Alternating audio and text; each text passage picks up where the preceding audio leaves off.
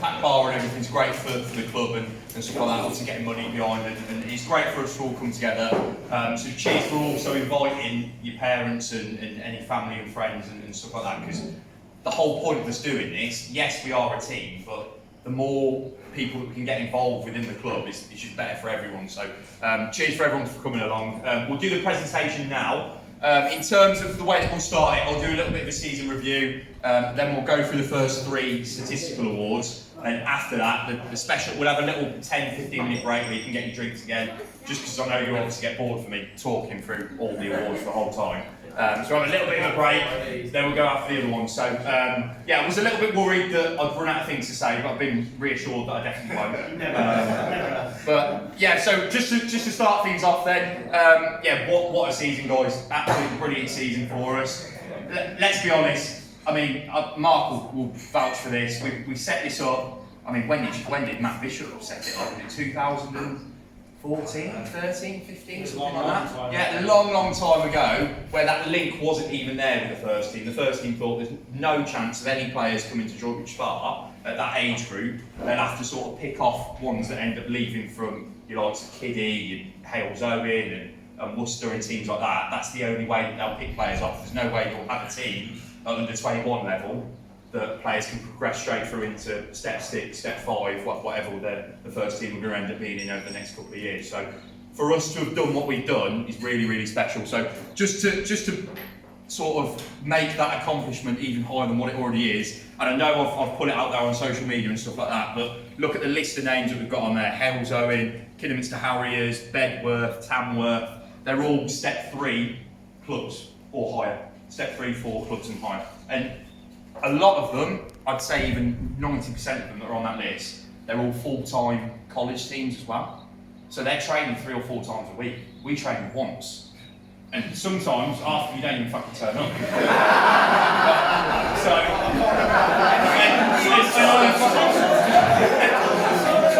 There you go. So that achievement that we've just done there, it's pretty special, to be fair, guys. I remember last time telling me you can win.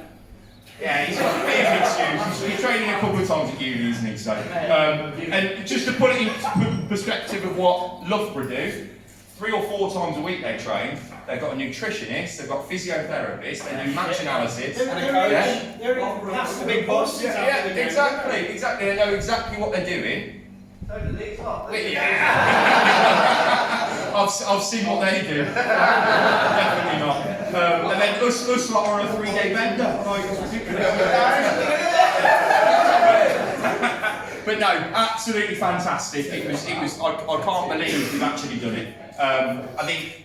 Again, I know I'm going back to when it all started with Mark, but if we'd have sat here and said we could finish 3rd in the division, we'd have sat here and gone, brilliant. Right, that's amazing what we do. To actually win the division and then go and win the whole thing, that was never the plan in a million years. I think we wanted to get 2, 3, 4 players through to the first team, just continue that conveyor belt, what we wanted to do, and stay competitive in the division that we're in. But we're now that team, and I was saying to a couple of my mates, because I know I'm getting old now, but I did actually used to play for 21 a few years ago. Yeah, halfway to 50 now.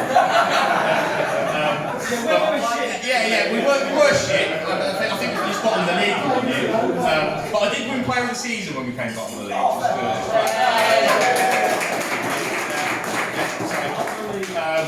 But yeah, no.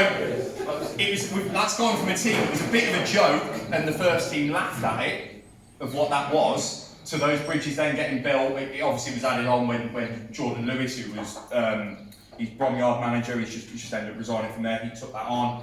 Then Mark Cohen got a little bit more involved. I know a few of you guys played for the Barnsley team, and that's how it sort of integrated into what it was at under 18 level. And I started within the under 18s, it was 4 years ago now. And we entered into the MJPL, had a bit of a shocking season first year. It was a little bit of a mess. We finished about mid-table. It was a little bit difficult, and some of the top teams that we were coming up against really organised, the structure of everything. Yeah, Ted Cox and Arthur Carter, the club legends and stuff like that. Yeah, you guys always go on about. But yeah, that year we ended up getting to a county cup final as well, and didn't get to play it because of COVID, so it was cut short. So we were deprived of a day out in a cup final there, but that was sort of the foundations of everything, because we built those bridges. The first team manager was, at the time, who was Mark Owen, was involved with what was going on at the under-18s, and suddenly there was a little bit more of a pathway. The second season after that, we added a little bit more quality. I'm thinking of Lewis that ended up joining us, Hayden that's currently with us and suddenly, straight from that, we went from a side that was mid-table in the MJPL to we were constantly we were at the top all season, weren't we? We were playing against all the top sides, Tamworth, it was All Scott at the time, it was Wellington Amateurs, it was Hales Owen, it was Rushall. And yeah, some great results, and I think we ended up finishing third in the whole thing, and having a great season. We unfortunately lost in the semi-final of our county cup there, which was a bit of a blemish on what we've done in that season. And the fact that we didn't win anything that year, I think, was a travesty. We had such a great squad at under 18 level, but again, that set the platform for everything that we've done this year. Last season was obviously our first year at under 21s. We went into it, again, a little bit of a mess. It was a transitional period. We had so many players that ended up going off to university, and we ended up losing. So we had to bring through a sort of new, fresh block of players. And yeah, struggled a little bit again mid-table. Had some, if we think of Hales Owen when we played them, amazing side. Like the movement, it was very similar to the way Loughborough used to play. And sort of the movement off the ball, passages of play, and the combination play they were doing, that's what we were striving to. But I'll go back to it, they're on this list here, so are we now. So, and as I touched on, some of my mates that I was speaking to, and we used to play at the under-21s, they were sat there saying, oh, well, yeah, the league's not as good as what it is now, and all the stuff like that. I was like, no, what you're thinking is that because Droitwich are top, it's not as good as what it is now, but we're now those sides that we used to be in awe of. So those Hales Owens, those Kidderminster Harriers, we're now, and as much as you might think that you're not, you are, guys. You are up to that standard that those guys were playing at in years gone by, and that have been getting that full-time education. So we've just stepped up our level so much compared to what it used to be at. And now, next season, everyone's going to be thinking, Droitwich Spa, they're a good side, that Droitwich Spa. Yeah, and that's what they're going to be striving to be.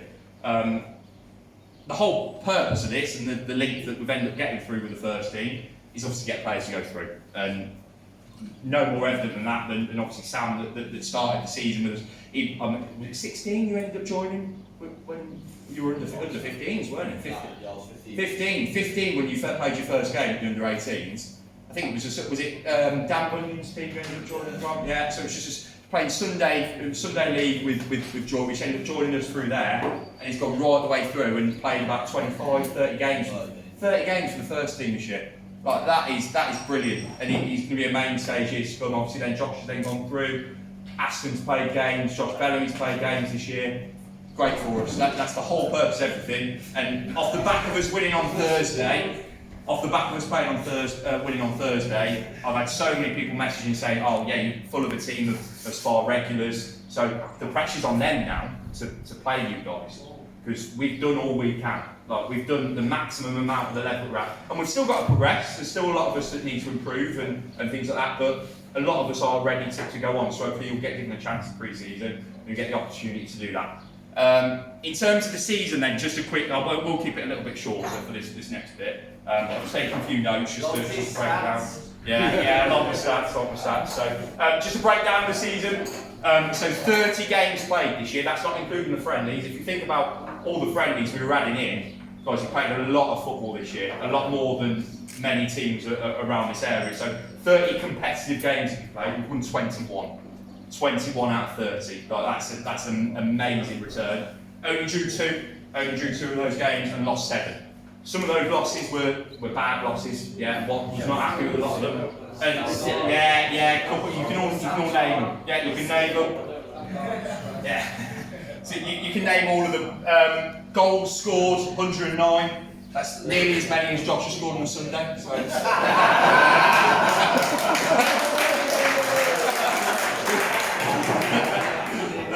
Conceded, a little bit disappointed with this one, 46 out of 30 games. So, Josh, yeah. one between us. And only 9 clean sheets, so we know what we need to work on. Need to keep it a little bit tighter. I'll start on the list. It's been a season of highs and lows. It's not all been completely high compared to what that was on Thursday. And we think of the other Thursday when we won the league. That's not what football is. It's not just if you had that every single if you had that every single game, you wouldn't enjoy it as much. So it's about riding out those lows and then getting the highs off the back of it. So just to break down at the start of the season, then Stat Bridge away 3-1. We had an absolutely brilliant pre-season. Genuinely, after that pre-season, I was sat there thinking we've got a brilliant side here. We've got a great opportunity, and I think we've turned up thinking we're better than what we were for that first game. And they've done us. They've done us on that pitch. Ended up beating us 3-1. Really disappointing performance. And suddenly we've gone away from that thinking we've got a lot of work to do. We reacted straight after that. And we were 3-0 up at half time at away at Bolton, who ended up finishing second. Like that was our reaction. And then somehow, I think because Sam Carter decided he wanted to throw up on the 60th minute when we're 3-0 up, so we drew the game 3-3. And we've ended up drawing the game 3-3. So again, another low point. So that's the start of the season. We've lost the game 3-1 and we've drew 3-3 after blowing a 3-0 lead. Right, so an awful start really. Yeah, but we couldn't have asked for a harder start with the games we were given. And I think a lot of our confidence at that point, we were thinking, have we really got as good a side as what we thought here? A few other low points. So we reacted after that. I think we won 2 games on the bounce. And then we went away to Calthorpe. I can remember being there, and we were 2-1 up at half time against that Calthorpe side, and they were shocking. They were absolutely shocking. And then I think we ended up subbing Jamal on, and he scored a hat trick we've never seen since. So we ended up winning the game 8-2, but at that point I was again struggling, thinking 2-1 at half time against a poor side like that. Yeah, there's a lot of work that we've got to do to get us even better than that. Just a few other key results that I wasn't happy with. The Allscott, the 3-2 one. Blame the pitch. Yeah, we keep doing that. We can't keep blaming that pitch. Look at yourselves. Look at yourselves sometimes. Yeah, all blame the manager, blame the boots. Yeah, stop blaming the pitch.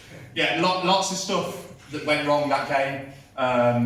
Yeah, a few highlights. Now I think it was 3-0 at half time, and Lewis, I think you walked in and you said, what are we panicking for? And Josh has completely lost his head and gone, Lewis, what do you mean what we're panicking for? We're fucking 3-0 down.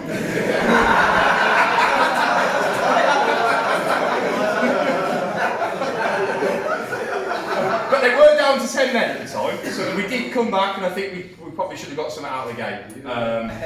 But yeah, if we think about these results, if we'd have played to our maximum, we'd have won the league easy, wouldn't we? That's how football is. But wanted to make it interesting. And then the only blemish on the things that we've not won. Yes, the bowl was disappointing to not go in that, but I really think we were the best team in the county this year in terms of what we were available to do in that county cup. To have lost 5-4 in that Worcester City game. And I think the one goal that they flagged offside wasn't offside. It was a tight call.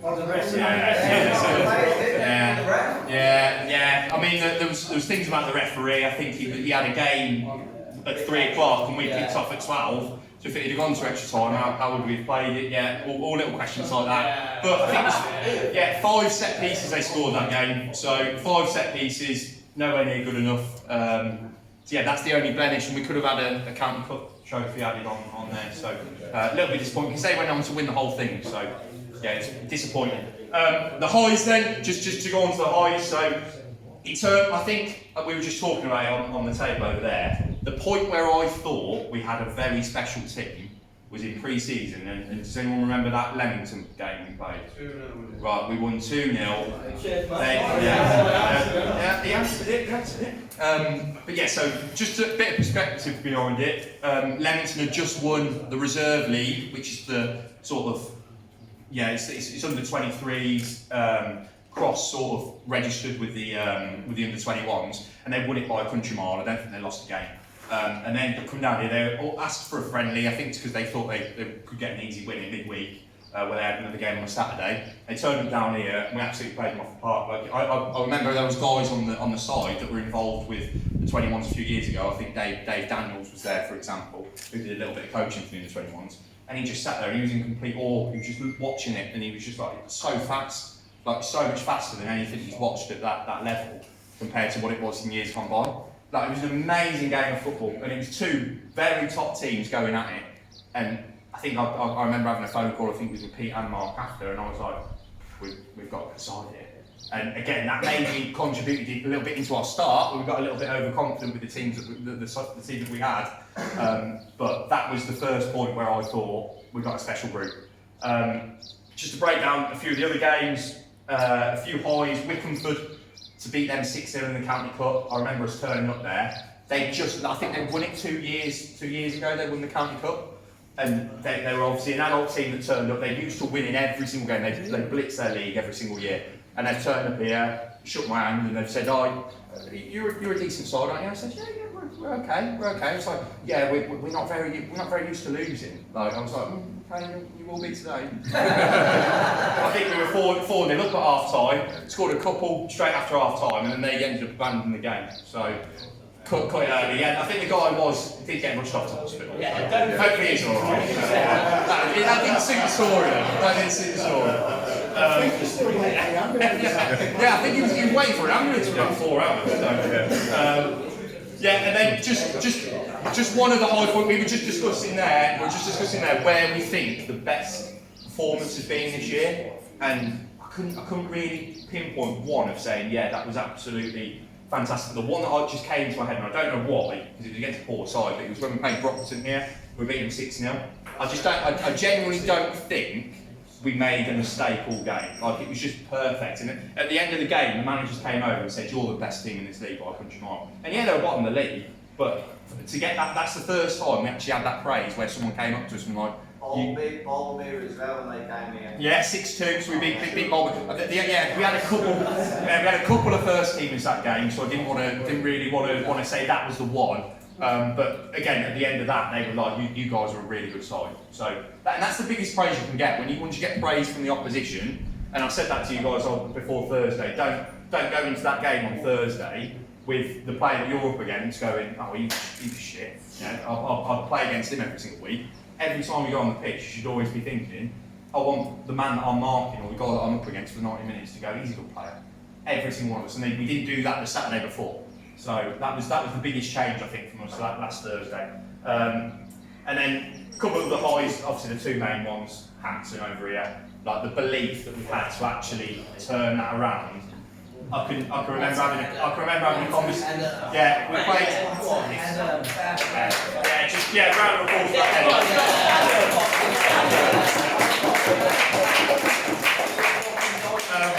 I think we played Brockton 3 weeks before, and I was having a conversation with Mark, and I was like, we need to absolutely batter these, because I don't want to be going into that Hampton game needing 3 goals, I said.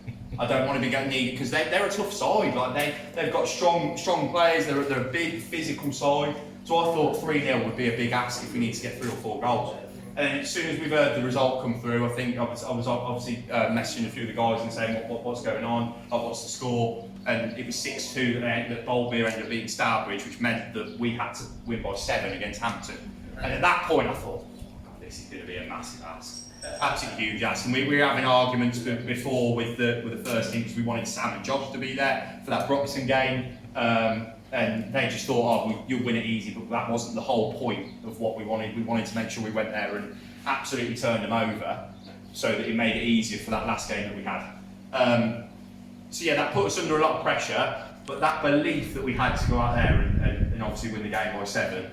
And to be fair to Hampton, they actually played as if they had something to play for, which I wasn't expecting. And I think that made it better, because if they'd have just rolled over and allowed us to win, they were time wasting. Yeah, they were time wasting. But I loved that. I loved it because you did it, kid. I did at the time. I love it because they could have just turned up. And to be fair, they had the cheek at the end to say, "Oh, I'm glad you won it. We didn't want Boltbeer." And I was like, "You didn't fucking play like it." That was awful. So, but yeah, massive high. I still think that is the best night I've had in football. Like, obviously we had a great night on Thursday, but from where we were in terms of that actual belief, and I think there was around about 200 people that were here. Like, it was just brilliant. Like, it was a great night, and you guys will remember it for the rest of your lives. I certainly will. And you'll be talking about it in years to come. And obviously scoring at the last minute, just fucking brilliant. So yeah, well, just a round of applause for all the guys. Obviously,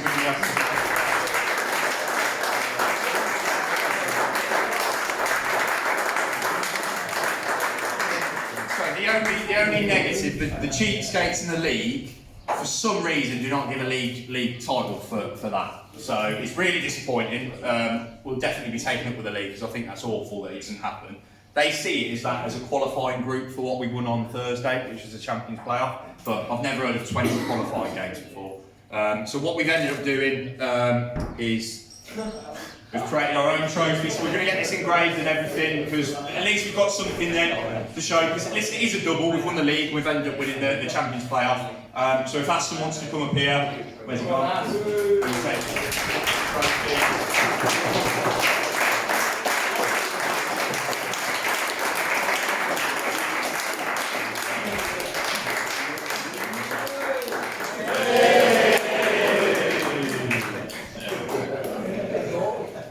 Brilliant. Yeah, so double winners. Obviously, we touched on there the Hampton game, that Loughborough game on Thursday night. Brilliant. I think the best part about that, and I know I've mentioned him a couple of times, but Mark's been with us now for 5-6 years. He wasn't there for that night on the Thursday. That was your night really on this Thursday coming up. That be on the beach where I was. Yeah, he's on a cruise, so don't feel too sorry for him.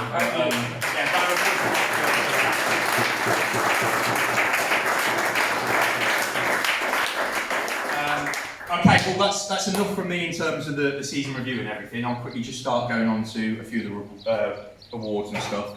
We'll start on the statistical awards. So these are quite the easy ones to sort of give out in terms of me deciding because I didn't have to decide them, just whoever's top. So we'll start off with the Man of the Match award.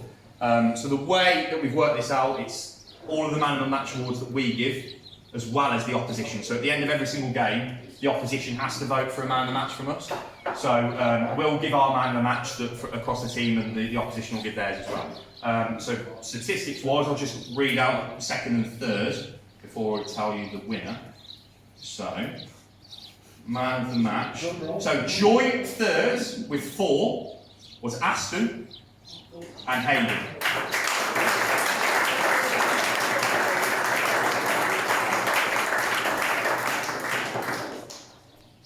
Oh, sorry, no, I got that wrong. That was 4th. I did get that wrong. I got that wrong. Third was Sam Herdman with 5.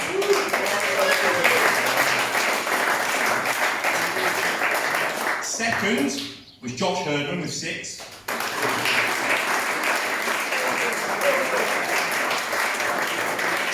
And number 1, any guesses? It was Josh Bellamy who said it.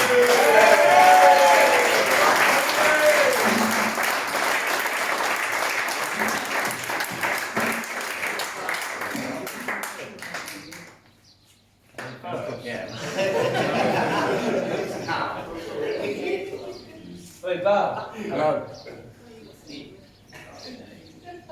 Where's Morgan? He's been sick. Yeah, well done, Mal. Just another round of applause.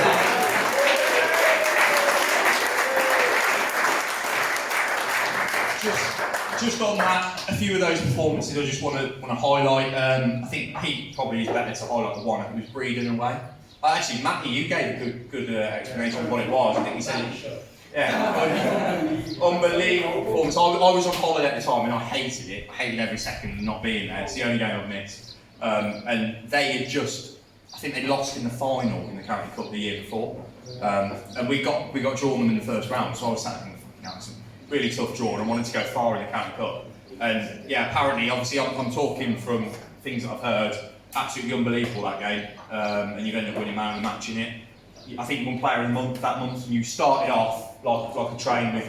I think he went a couple of months without them winning another Man of the Match award, but I can think when we played Barwell away, and they were horrible. Like they were awful, weren't they? They're awful to play against. But Bellamy was just absolutely excellent. Got us through that game in the bowl. And I'm looking at the last few weeks as well. That Hampton game, yes, Josh obviously won Man of the Match with the 3 goals that he scored, but Bellamy and Aston in the middle, they were immense. Like absolutely immense, and drove us through it all game.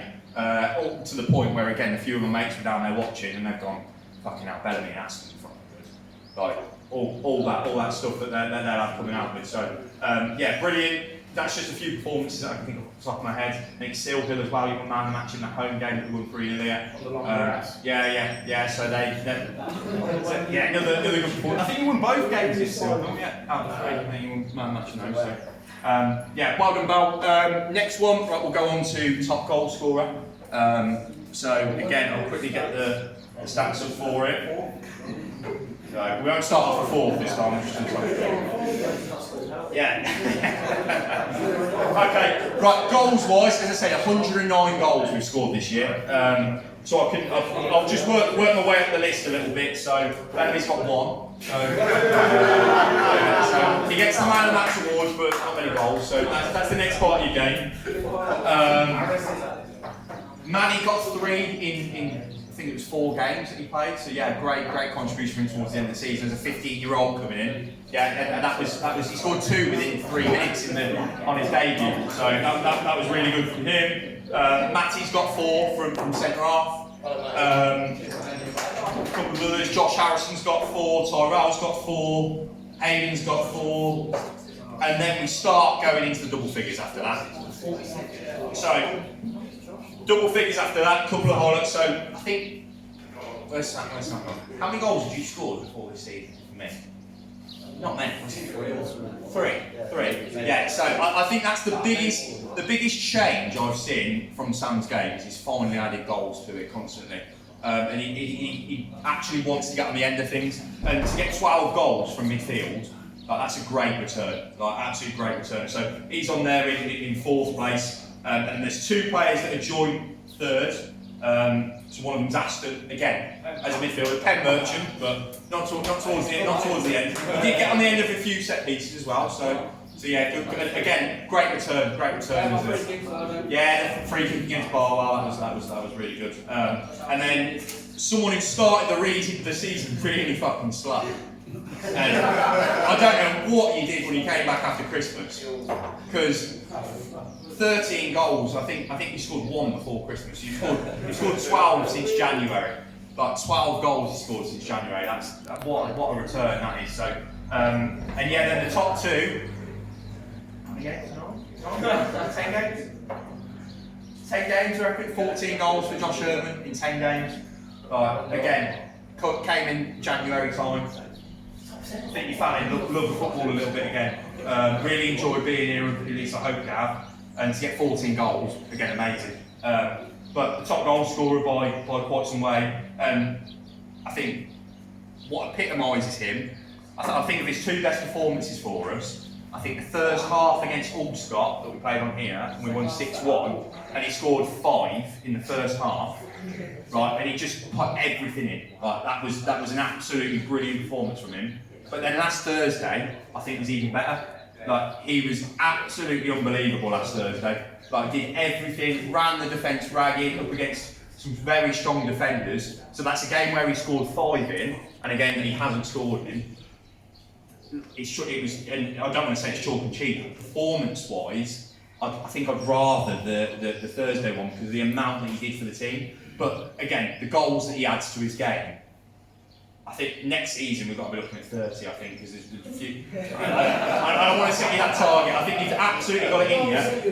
I think, yeah. You've absolutely got it in you. Like, I think, if I'm honest, Lewis, you can be absolutely anything you want to be. I think if you put your mind to it and you keep working on your game, you can be even better than what you are now. So, yeah, the top goal scorer is Lewis Mitchell.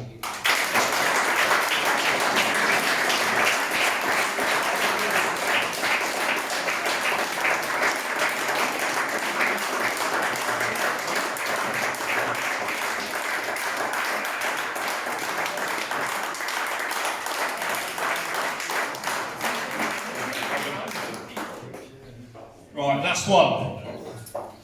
Right, in terms of the statistical awards, I'm going to have a bit of a break from my voice. So yeah, this one, again, it's difficult because I think this is probably the hardest statistical one to win because you're relying on someone else to put the ball in the back of the net, but then equally it can be the easiest because you can play a pass from 2 yards and someone puts in a 30-yard goal. So it's the way that you look at it, but I think commonly everyone says the hardest thing to do in football is scoring a goal, but I think the hardest thing is actually creating the opportunity because you've got to break that line and the amount of, you need that vision to actually get on the end of things. And again, we've spread the assists out across the season and looking at it now, so there's a couple on there, so I won't go through the whole list, but somehow Josh Harrison got 7. I think, yeah, I don't want to say somehow, but I think that was you getting on the end of all the corners and nodding stuff down and people getting on the end of things. So that's a great tool to have when you're putting balls in the box and you get on the end of things. So to get 7 from centre half, that's a great effort from him.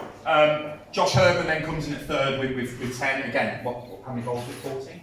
14 goals, 10 assists in about 10 games. That's ridiculous. 24 GAs, so that's brilliant. And then, as we touched on with Ilvi coming back in from obviously Christmas, he's ended up then getting 13 assists as well as 13 goals. So again, great return, like really good return. Those forward players constantly, and I don't want to say it's all about numbers, but it's important to make sure you're getting those assists, you're getting those goals, and you're making sure that you're able to do that.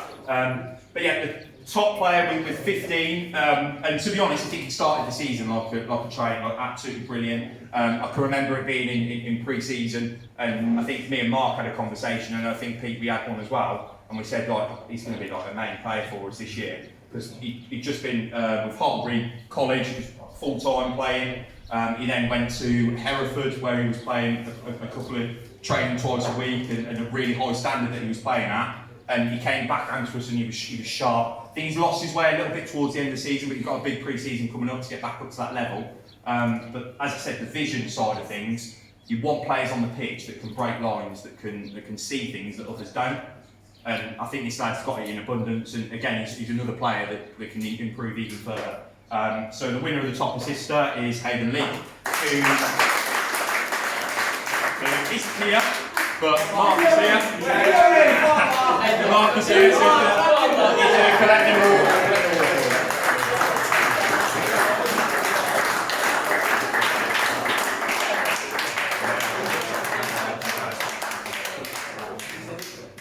Brilliant. Okay. Yeah, cheers for that, guys. We'll have a little bit of a break, top up your drinks and everything, because it's going to get quite empty, and we'll start up again in about 10 minutes.